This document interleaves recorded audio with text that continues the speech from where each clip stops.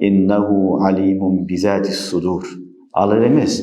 Albatta al жүрөктөгү нерселерди, адамдын көкүрөгүндөгү бар нерсени да билет. İnsan ушул жерде отурабыз, канча отурган болсок, ар бирибиздин ичибизде ой, фикирлер турат. Ар кылды ойлор, жакшы ойлор, жаман ойлор, ар түрлүү фикир, гам, кайгы, капа.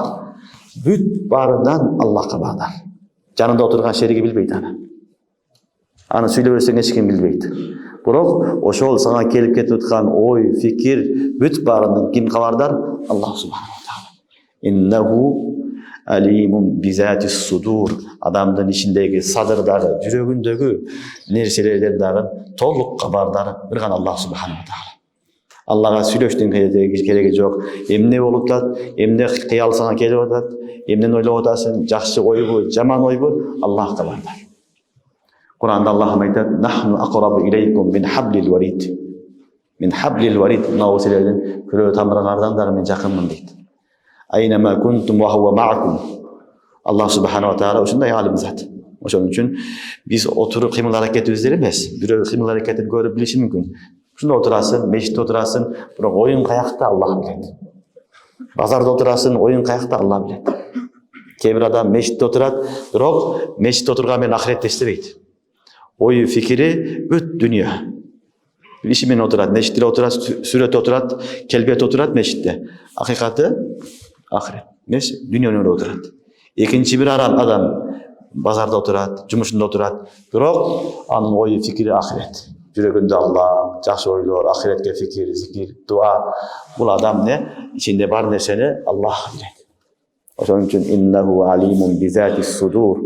Жүрөктөрдөгү эмне болуп аткан нерсе, жүрөк кантип согуп атат, кандай ойлор, фикирлер, кайгылар, капалар аны жараткылат, бүт баарынан Аллах таала кабардар. Мына ушундай зат бир гана Аллах субханаху ва таала. Сенин оюңду окуп кое турган башка нерсе жок, оюңду билип кое турган башка нерсе жок. Бир гана Аллах субханаху ва таала сенин оюңду да билет, оюңдун ичиндеги нерсени да билет. Аны амал кылбасаң дагы билет. Ошон үчүн хадисте келет: "Ниятул муъмин хайрун мин амалихи." Эгер билбесе бул кандай жооп берет? Ниятул муъмин хайрун мин амалихи. Мусулмандын ниети амалдан жакшы деп атат. Амал кылган жоксуң, ниет кылып койдуң. Эч ким уккан жок, эч ким көргөн жок. Кудайдын астына барсаң, тоо сооптала бересиң. Аны эч ким көргөн жок, эч ким билген жок. Демек, Аллахтын астында ошо ниетиң кабыл болду. Аллах ошондон кабардар. Аллах билип турат. Ошон үчүн ошого жараша Аллах субханаху ва таала ахиретте сага соогун берип атат. Барган адам там калат: "Я Аллахым, буну мен кылган жокмун. Мындай кылган жок элем, каяктан келип калды" десе, сен балан вакытта ниет кылган элең. Кылган жоксуң, ниет кылдың эле, ниетиңди жазып коет. Ниетиңди кээде фериште да билбей калышы мүмкүн.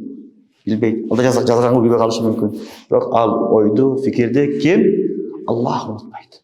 Аллах субханаху ва таала баарын билип турат. Ошо абалга жараша өзүнүн несине, илимиге жараша баардыгын сактап коет. Ошон үчүн иннаху алимун бизатис судур. Жүрөктөгү акыбалды, жүрөктүн ичиндеги болуп аткан ниеттерди, жакшы ниет, жаман ниет, кара ой, жакшы ой, бүт баарын Аллахым билип туручу зат.